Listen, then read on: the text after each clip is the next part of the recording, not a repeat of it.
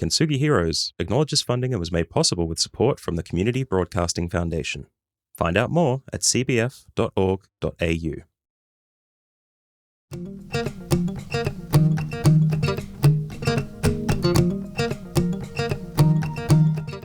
Welcome to the Kintsugi Heroes podcast, where we share inspirational stories of everyday people going through different challenges and how they overcome them. Please be aware that the story you're about to hear may have moments of deeply felt emotions and personal experiences. If anything you hear has a triggering effect, please reach out to someone who can help keep you safe. If you love this conversation, we'd love you to like and share it with your friends so we can continue to share more inspiration and hope to as many people as possible. Now, listen up for our next hero story.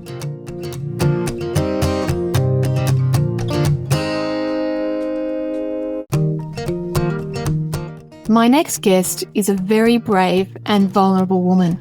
She tells a story that not many would be willing to share, and it might be difficult for some people to even hear about it. Yet we felt that it was really important that we share this story to bring light to another type of adversity or addiction that people can have and how easy it is to fall into it. So how do they fall into it?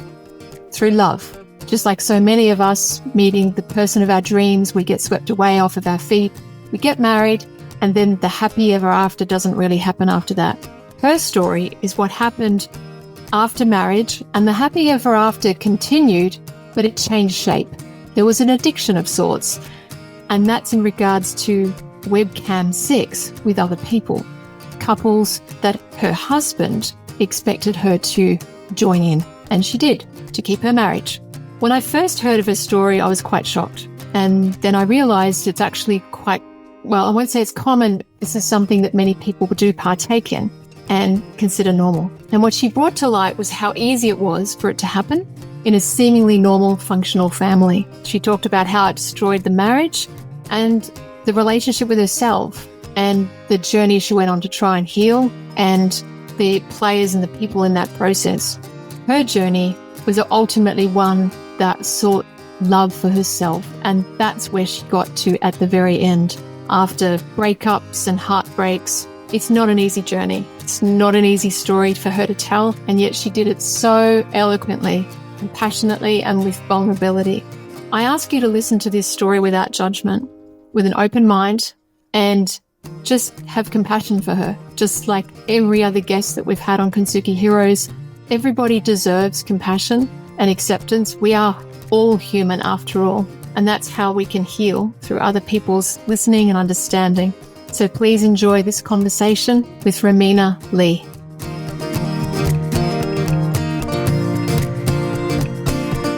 Well, here we are. It's another episode of Kintsugi Heroes. I am here with Romina Lee today. How are you going, Romina?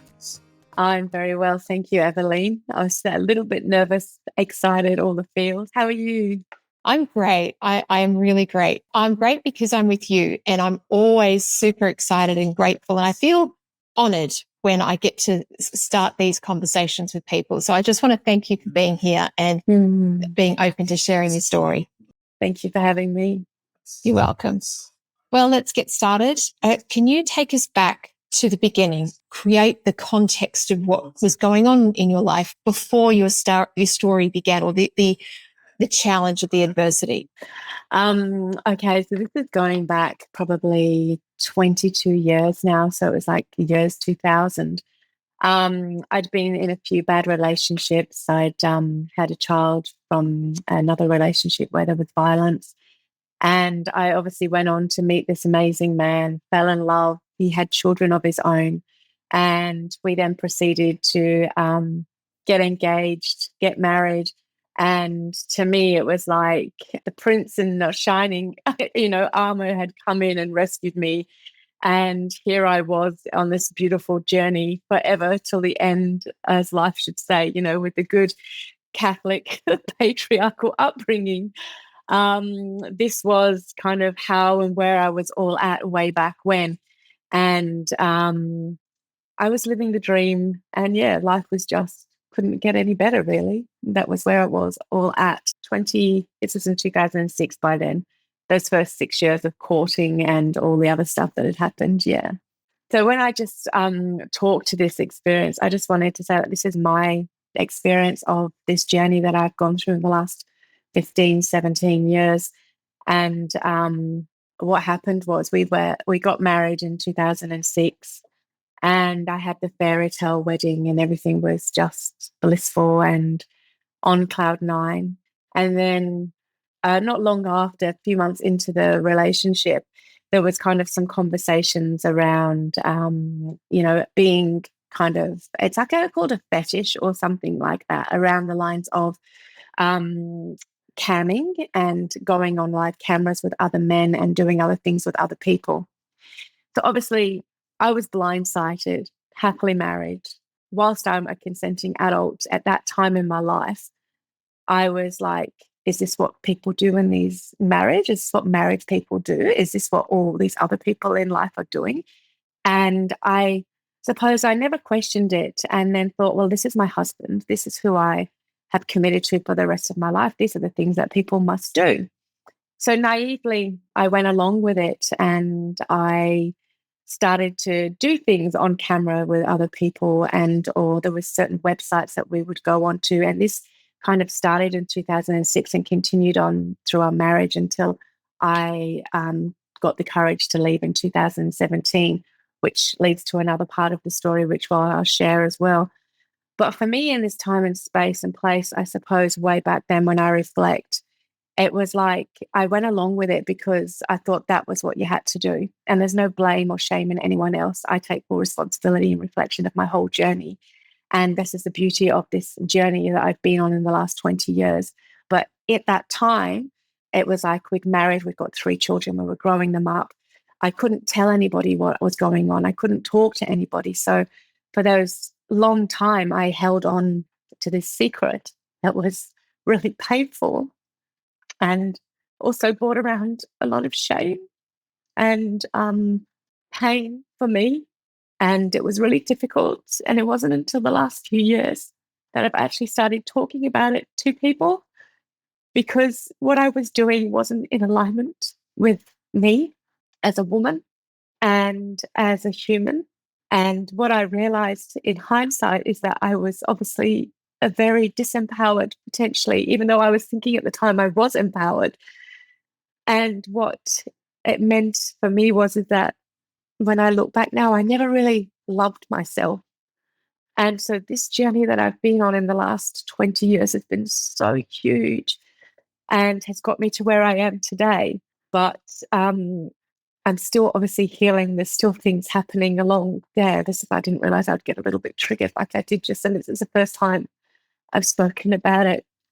And I still feel elements of, not dirty, not like that, but slutty, but like there is still shame around it in terms of my naivety and the places and positions that I put myself in through this journey on camera, which then eventually ended up being meeting someone in person, which then led to the next part of my life where I then left my husband for this man, which then led to him leaving me. And then this layers on top of layers of rejection, abandonment, not enoughness. All of these things came up for me in the last 5 years that I've been working through deeply, to the point of I was suicidal last year. But at the same time, I created programs and wrote a program to help other women, and now have my own business as well as working full time. So I feel like I'm jumping all over the place, and I'm hoping I'm making sense.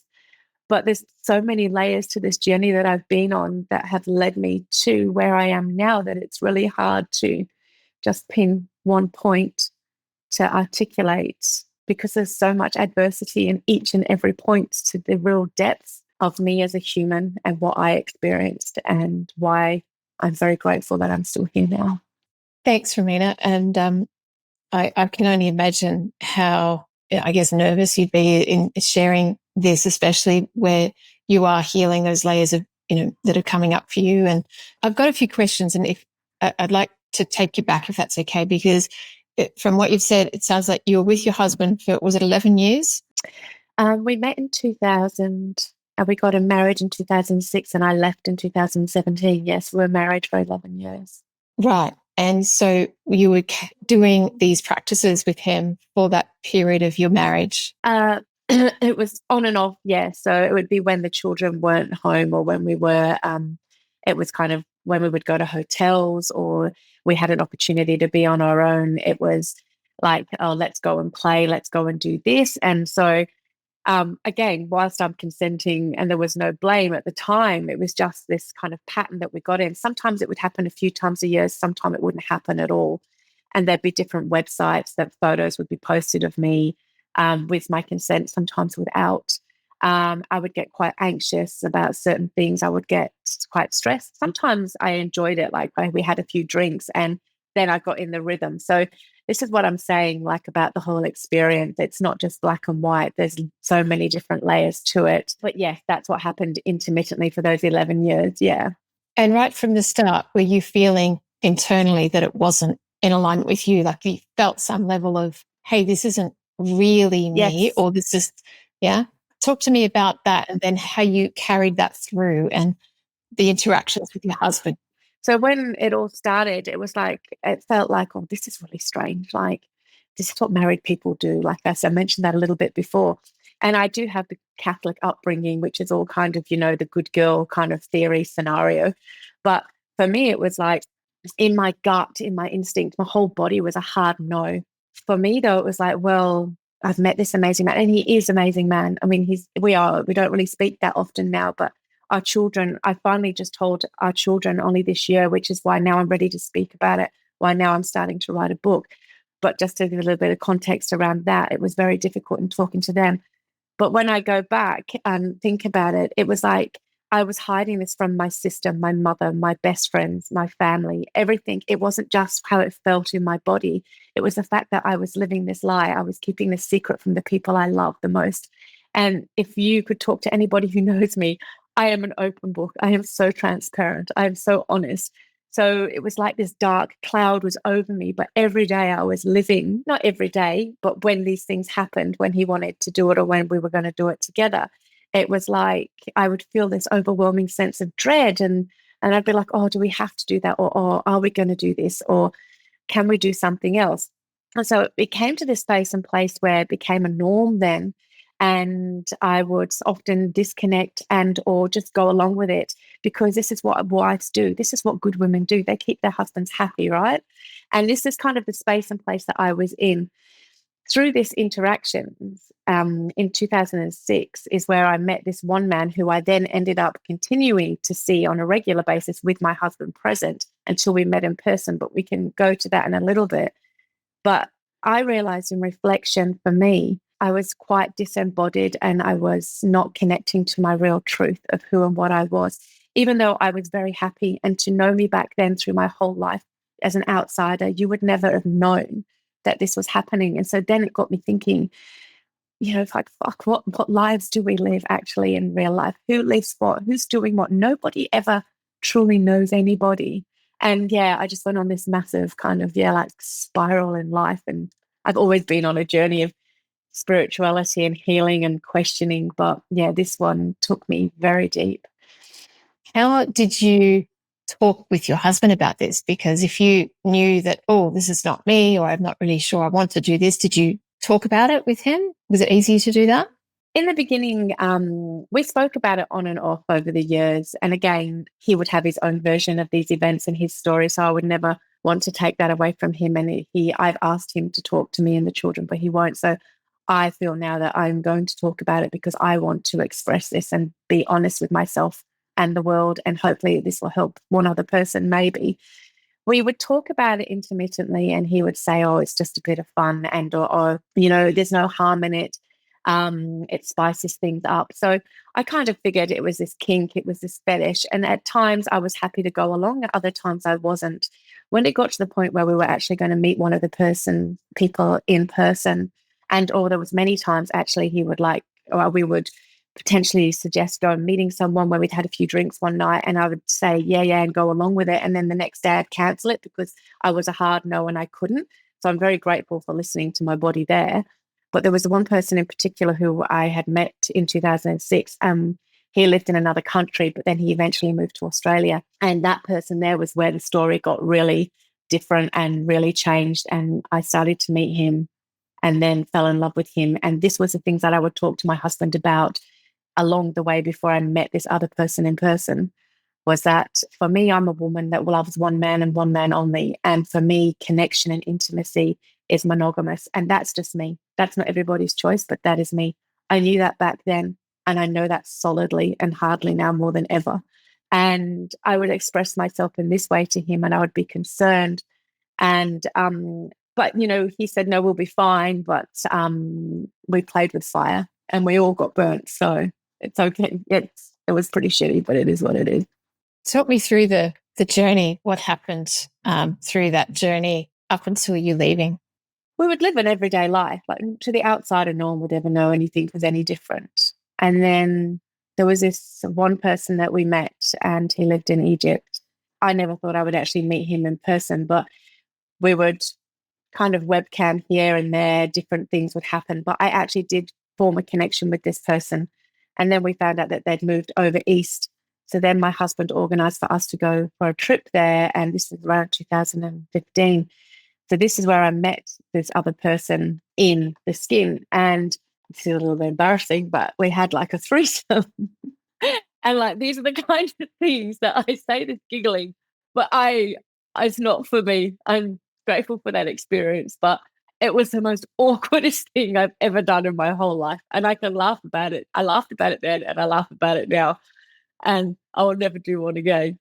But the funny thing, though, this is where this whole journey kind of changed at that point, like started to go drastically wrong in terms of I am a one person who connects to one person only. And I could feel, even after that interaction with this man, that I was starting to get feelings for him. And then it was like, I was then from 2015 to 2017, which is where the biggest part of my story is here. I was torn. I was like in two worlds.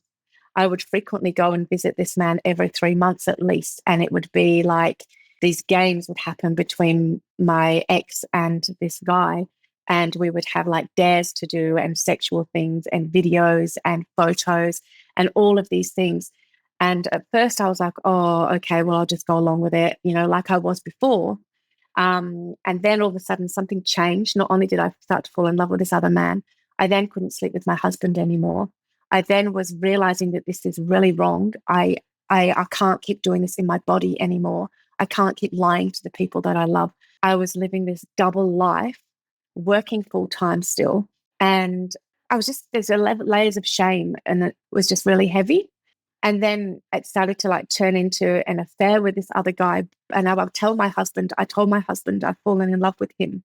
I don't think I can stay with you anymore. And then this was in 2017 and he asked me to stop. And by that time I said, no, I can't stop anymore. So this is kind of how and where it all led. And then I made the decision to leave my husband in 2017 and be with this other man.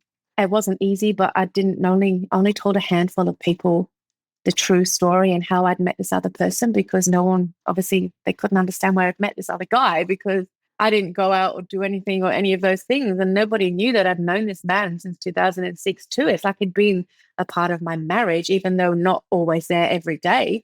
It was just such a bizarre experience.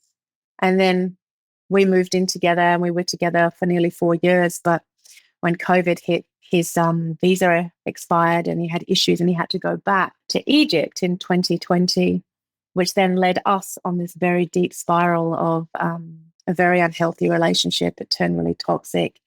He ended up cheating on me. I couldn't let go. I became then like this crazy, wild woman in terms of the jealousy, the shadows, the toxicity of who and what I became.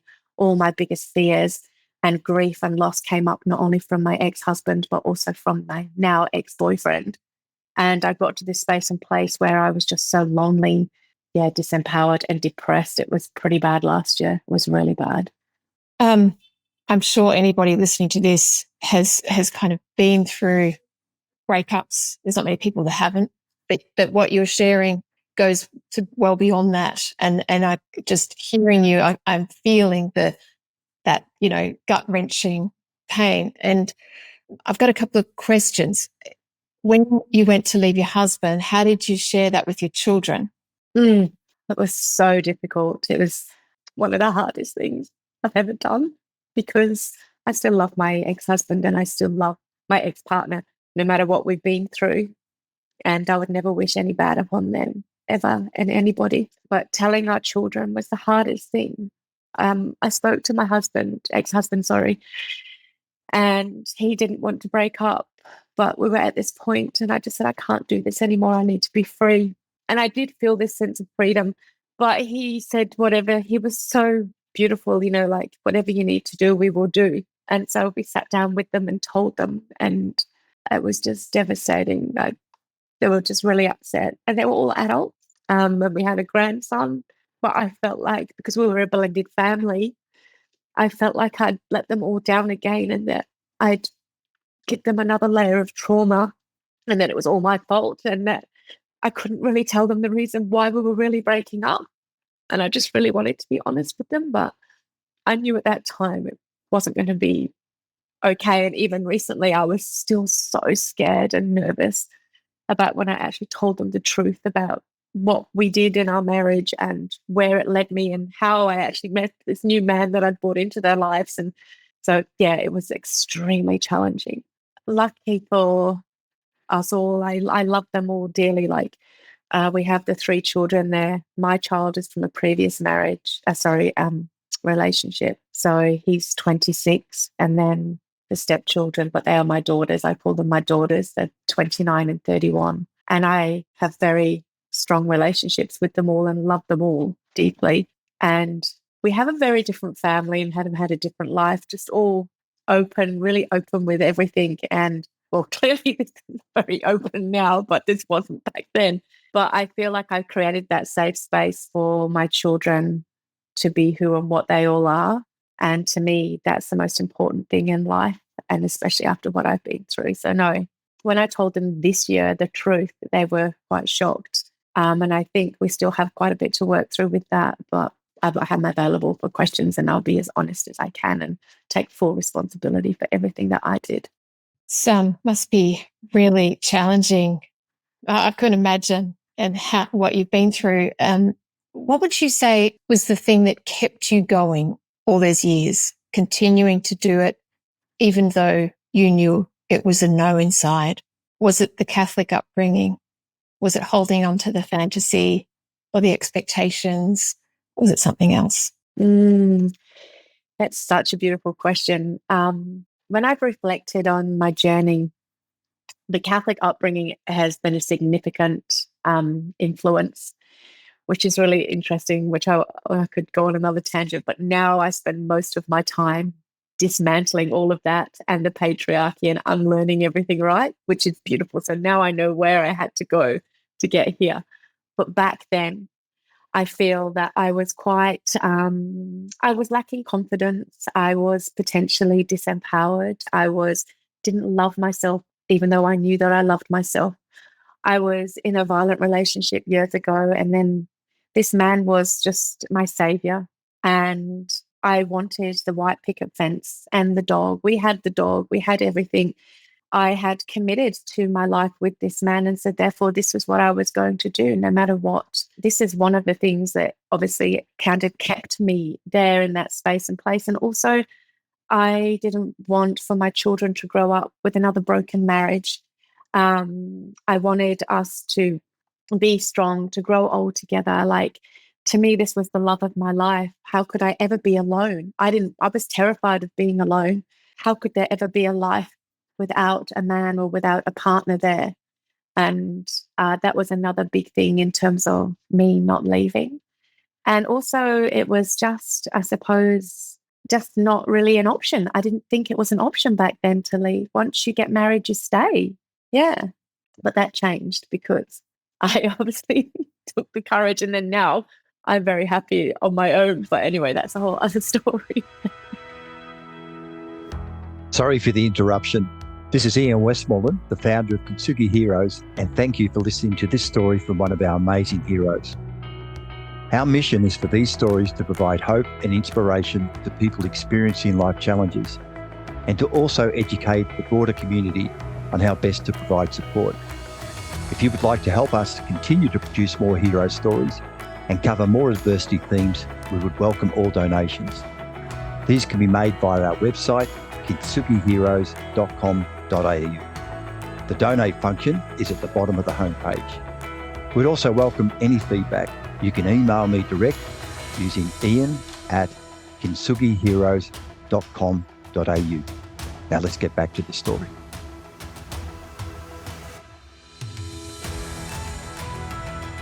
Yes, of course. And sounds like from what you've said, the ex-boyfriend, Egyptian, he only went back because of what, COVID events and visa situation. So if that hadn't happened, have you reflected on what would have happened had the world not entered this, period of the pandemic? Would you still be together? Yeah, no, thank you. There's so many questions there, so many ping moments there. Yeah, so he was having trouble with his visa. He needed to go back. And a month later, pandemic hit, Australia shut down. He was able to stay here for a few more months. That for me was a very pivotal point as COVID was for everybody. For us and our relationship, I spiraled then and spiraled more than I'd ever before. But this is when the whole journey of my last 20 years really began to unfold for me. Had he have not left, had COVID have not been a thing, we were going to meet up in Bali every few months. I was sponsoring him. We paid the money. The sponsorship went in.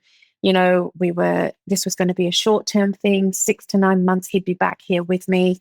And then, of course, we'd never hear, obviously, with the visa, the immigration, we were told from 6 months to 9 months to 12 months to 18 months to 24 months. He was working 2 jobs over back home. He was at home with his family. He naturally then the distance was 6 hours. But him working, me working, trying to keep up to date with our relationship was quite challenging. I feel had he have not gone back and had COVID had not have hit, yes, we would have still been together.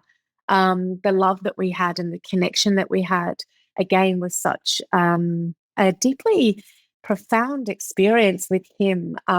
It was a very unique connection, and obviously one that was made through my marriage, but some could relate that to a trauma bond potentially, and I have experienced that. But what our connection when we were together was really, we were alive, and it was just amazing. But the distance became too much, and I became a very unhealthy person, which was horrible at the time, but beautiful in reflection. And then by accident, I found out last year that he'd been on all these dating apps. And although he hadn't done anything with anybody, he had been talking to other women, which then, of course, all aligned with the red flags that I've been seeing for 4 or 5 months before. And so that's when I really shifted into the next gear of kind of, no, this is enough now. I was at this point where I was so depressed. My whole family was so stressed and so worried about me. And they didn't even know kind of this big chunk of this story. They couldn't understand why I was so in love with this man and why I couldn't let go of him and all of these things. For an actual fact, by letting go of him and letting go of my marriage, letting go of certain elements of myself and my whole persona for the last 20 years, it wasn't just him I was letting go of. And also then I had to own up to the fact of that I hadn't really loved myself and I hadn't been choosing myself, and that I had to take self-responsibility for the choices I've made along the way. And it was huge to do that. But the most empowering thing I've ever done in my life thus far for me. What would you say was the pivotal point in the journey, I guess, or when you started to come out of the lack of self-love? From what you've said, the lack of self-love is probably the thing that's underlying everything, right? So even though there's all of that, underneath that, what you were suffering from was this complete lack of self-love and connection to who you were. What was the pivotal point at which you realized or started to come out and then honor yourself through self-love? I think, and when I've felt into this before, at different points in my life, I learned how to love myself more deeper, more intimately. But when I reflect now and actually look on it, I did love myself, but not to the point that I have in the last 12 months. I would say the catalyst has really been in the last 12 months to 18 months. potentially the last 6 months the biggest, to be honest, because last year, in amongst all of this space, I was able to I wrote a program based on embodiment work for other women and for myself. And the crux of it was about the shadow work, the self-love, the devotion, trusting your intuition, all of these different mermaids, right? I wrote all these different archetypes. I launched that this year.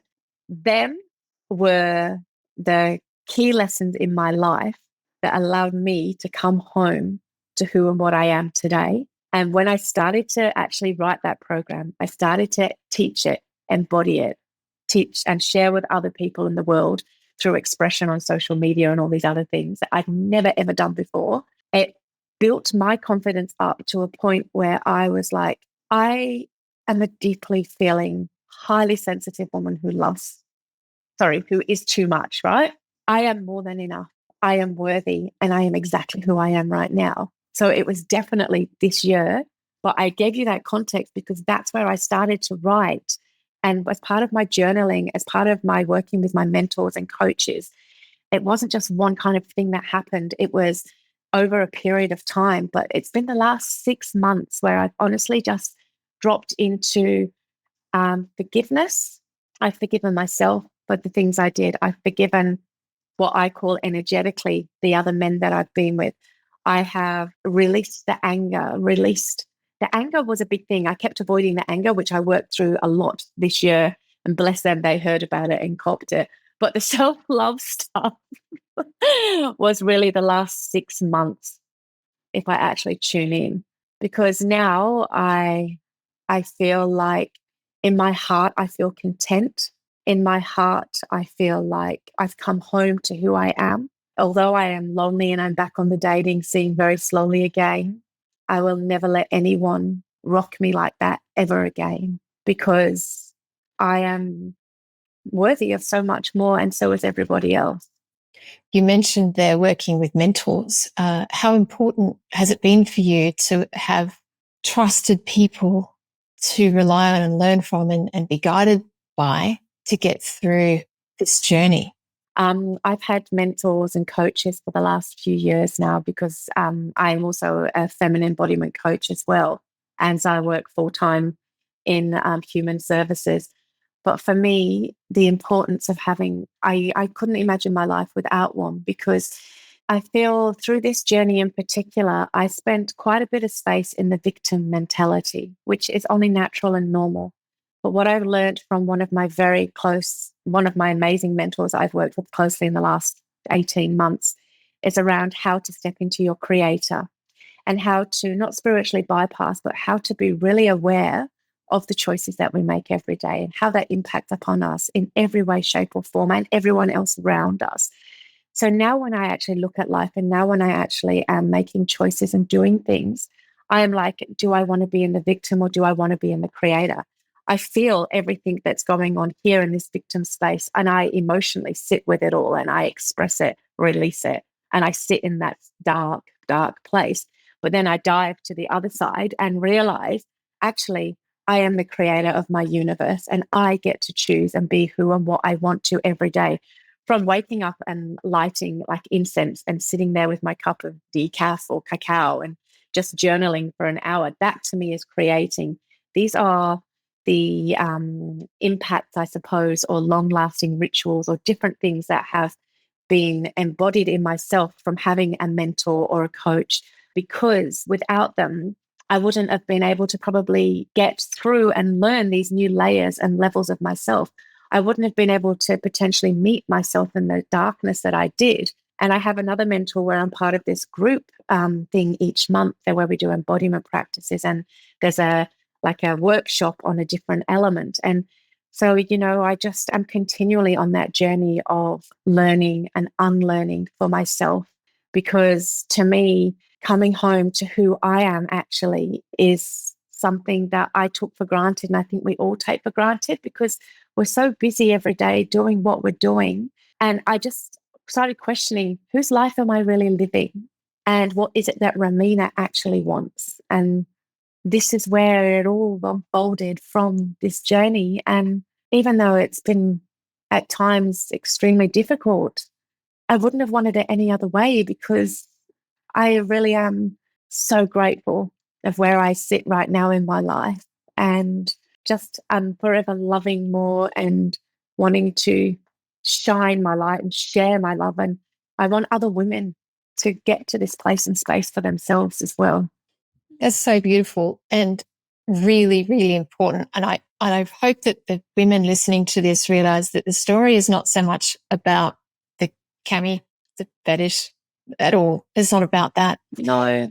That's simply one of the ways it was expressed, an output of the disempowered self, and then giving up who you are to keep someone happy, keep your marriage together. And that's the thing that women will understand, I think, and can align with when listening to this story. Yeah, it's the parts of us that we give up as women for everyone else around us.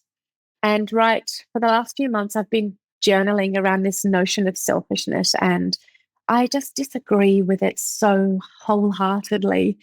And how we as women, as martyrs, and the patriarchy and societal cultural norms, and this is no disrespect to anybody or anything, this is just, again, me and my journey. We're doing what we're doing because of what we've been taught.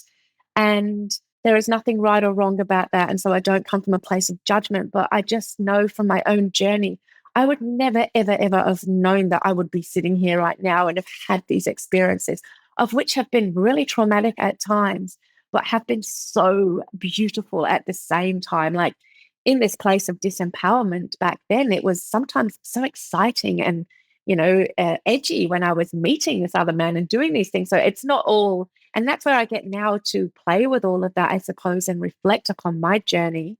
But yeah, what you're saying is 110%. It's like, what part of us are we giving away, or what part of us are we losing and not owning and honoring for us? And this is what I want for all women, is for them to honor who and what they are genuinely, authentically, because it's so important. We get one life at this time, in this body, in this space. That's so powerful, Romina. Really is.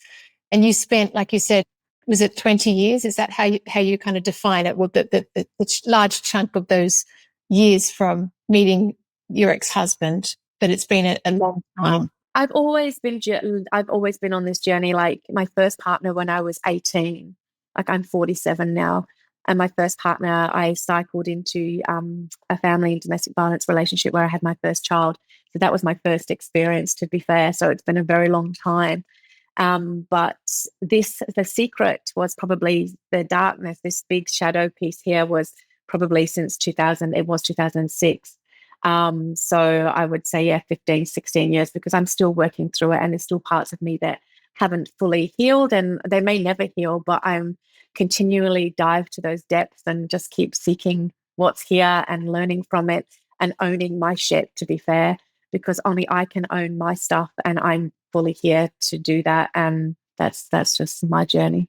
You're a brave woman. What you're doing is very brave. But so many people, I think, are very afraid. They can see that and go, oh no, it's just a bit safer if I just stay.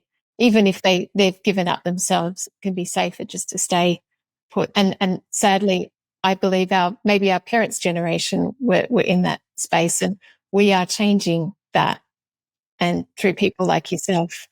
We are. And thank you for that. That's beautiful. And I also think the ego tells us to stay where we are, because it's safer to stay where we are, because by stepping out is very scary. It's chaotic. It's unknown. It's like, where are we going? What are we doing? And I know when I made that decision years ago, I was terrified. And even now, sometimes I'm still terrified. I'm 47, fast approaching 50. I'm single. I have not many things for me other than my beautiful children, grandchildren, but I trust that this is the journey. This is my path. And I just want other women to know that they can live and do what they want. And it's not, disempowering men. It's about them becoming empowered and living their own life. But you don't have to ignore our husbands, children, boyfriends, whatever. We can have it all. I believe we can have it all. And so I'm back on the dating scene. So we'll see what happens. I haven't totally been put off, love.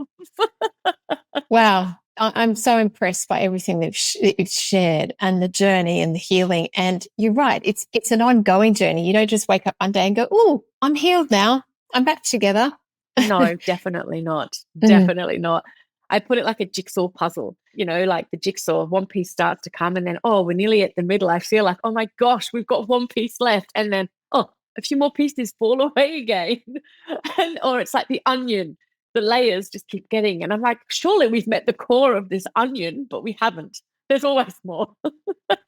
And I am down for all of that. And for years, I was trying to also suppress all of that. Whereas now, no, I am really happy with who and what I am and the woman I am. And what other people think of me, say or do is their story and their journey and not mine. And yeah.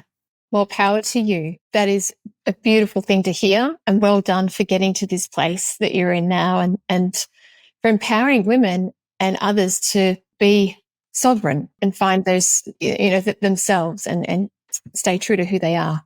Yes, she's my first mermaid. It's the mermaid of matriarchy, and her value is all about integrity. And she is the one that I resonate with so much. And that in itself is, the sovereignty of being a woman and being true to who you are. Yeah, how beautiful. Well, we're going to bring this to an end. I do have one final question for you. If there's someone listening to this who can relate to any aspect of the story, the disembodiment, the losing the self, going through anything similar to what you've shared, is there something you'd like to say to them? So many things I'd like to say. I suppose for me, the biggest thing is, and it's about really tuning into your heart and really asking yourself, is this serving me? Is this what I want to be doing? Is this my life? Is this who I am? And really trusting your intuition around that. I feel that we're not taught to trust our intuition, again, because of all the things that we've already spoke about today. And if we do trust our intuition, we're seen as woo-woo or weird or, something wrong with you. But for me, I just really feel that if a woman can tune in, if that just means stopping, taking a deep breath and being really honest with herself and asking herself, is this what I want? I would just love for more women to choose themselves first and love themselves more deeply and know that they're going to be okay. No matter what happens, it's going to be okay. Thank you, Romina. What a beautiful way to finish up. Thank you so much. Thank you, Evelyn. I'm so grateful. I'm grateful for you too and for sharing your story. It's so powerful, really is. And I hope that you feel better for sharing it too. Yeah, I feel emotional, but I know it's because it's coming out, and it's the deeper journey is about loving yourself, like you said. And we don't do that enough, and that's important. Yeah, thank you. I wish you a wonderful day, and thank you so much, Romina.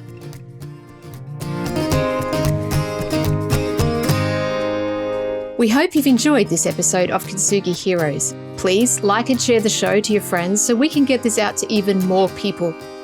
If you have a story you'd like to share with us, please reach out using the contact details below. And join us next week for our next hero's story. Until then, keep being you, and remember that we are all heroes in our own unique way. Only when it's broken. Only when it's broken. When it hits you in the middle of the night and the truth burns so bright. Only when it's broken. Only when it's broken. Take pride in those cries. It's only for tonight, and then you rise. Only when you're broken. Only when you're broken. Only when you're